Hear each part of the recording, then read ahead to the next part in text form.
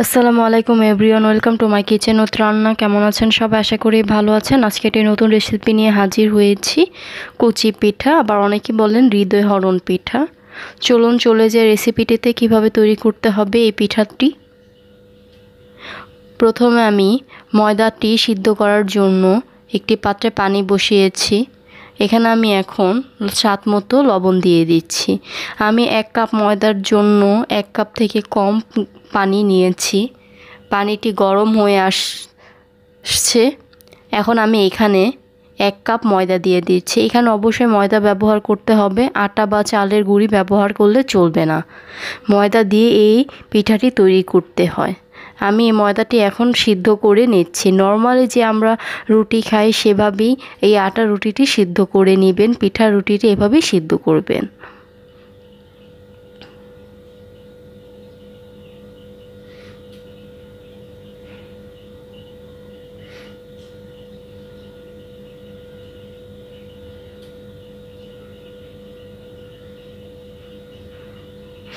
এই তো আমার করা হয়ে গিয়েছে। আমি একটি প্লেটে নিয়ে নিয়েছি। এটাকে আমি এখন ভালোভাবে মধ্যে একটি ডো তৈরি করে নেব।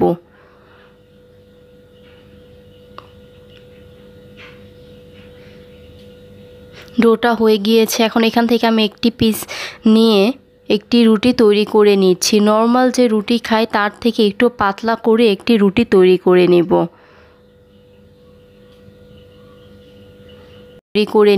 নর্মাল যে রুটি খাই তার থেকে একটু পাতলা করে একটি রুটি তৈরি করে নেব।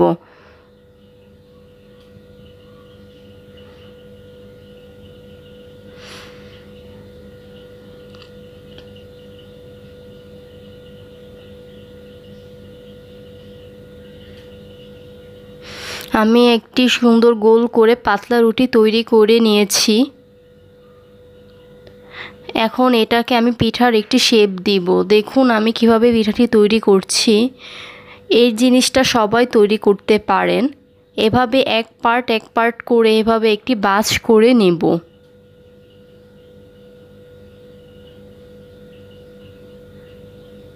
এভাবে এখন আমি পুরো রুটিটা ফোল্ড করে নিচ্ছি।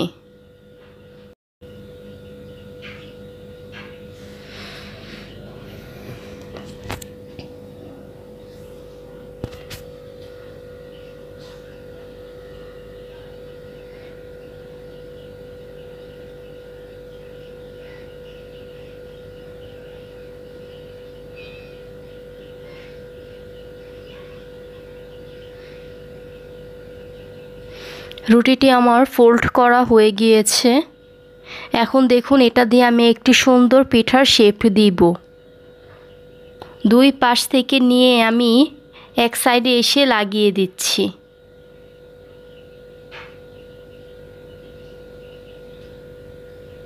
দেখুন তৈরি হয়ে গিয়েছে একটি পিঠা। সেম একইভাবে আমি এখন পিঠাগুলো বানিয়ে নেব।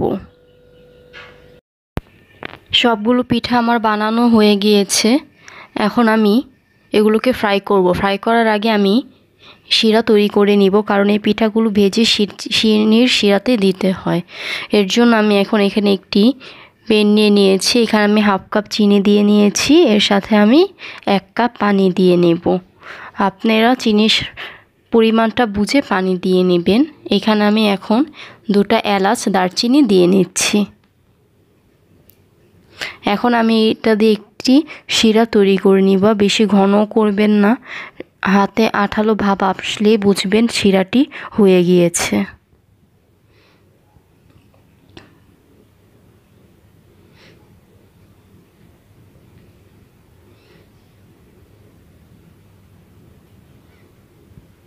কারণ পারফেক্ট শিরা হলে আপনার এই পিঠাটি একদম খেতে পারফেক্টভাবে মজা লাগবে। দেখুন আঠালো হয়ে এসেছে, চিনির শিরাটি তৈরি হয়ে গিয়েছে। এখন আমি পিঠাগুলো ভেজে নেব। পিঠাগুলো ভাজার জন্য আমি একটি কড়াইতে এখন পরিমাণ মতো তেল দিয়ে নেব। এইখানে তেলটির পরিমাণ একটু বেশি দিবেন। পিঠাগুলো ডুবো তেলেই ভাজতে হয়। তেলটি গরম হয়ে আসলে আমি এখানে সবগুলো পিঠা দিয়ে নেব। তেলটি গরম হয়ে এসেছে। এখন আমি এখানে পিঠাগুলো দিয়ে ভেজে নেব। আর ভাজার সময় অবশ্যই খেয়াল করবেন চুলার আঁচটা যেন মিডিয়াম টু লো থাকে, কারণ বেশি আছে ভাজলে পিঠাগুলো দিয়ে লাল হয়ে যাবে বা ভিতরে কাঁচা থেকে যাবে। তাই পারফেক্টভাবে ভাজার জন্য মিডিয়াম টু লো আঁচে ভেজে নেবেন। আমার এগুলো ভাজতে প্রায় 10 থেকে 12 মিনিট সময় লেগেছিল। আমি এখন এগুলোকে মিডিয়াম আঁচে ভেজে নেব। পিঠার কালারগুলো ব্রাউন কালার আসা পর্যন্ত সুন্দরভাবে ভেজে নেবেন।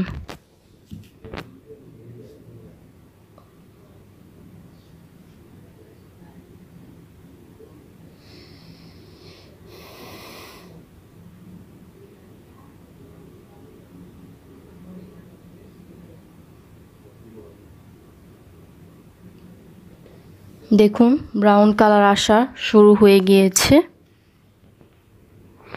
পিঠাগুলো আমার প্রায় ভাজা হয়ে যাচ্ছে। এখন আমি এখানে আমার একটি পিঠা পুরো ব্রাউন কালার হয়ে গিয়েছে। আমি এখন এটিকে তুলে চিনির শিরার মধ্যে দিয়ে নেব। চিনির শিরার মধ্যে দিয়ে 4 থেকে 5 মিনিট রেখে দিবেন। রেখে তারপর সার্ভিং ডিশে সার্ভ করে নেবেন। এভাবে আমি এখন সবগুলো ভেজে চিনির শিরার মধ্যে নিয়ে কিছুক্ষণ রেখে সার্ভ করে নেব।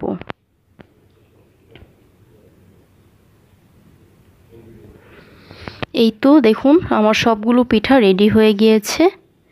আশা করছি আমার এই রেসিপিটা আপনাদের অবশ্যই ভালো লাগবে। ভালো লাগলে অবশ্যই লাইক ও কমেন্ট করে পাশে থাকবেন এবং আমার চ্যানেলটিকে সাবস্ক্রাইব করে দিবেন এবং পাশে থাকা ছোট্ট বেল আইকনটি ক্লিক করে দিবেন।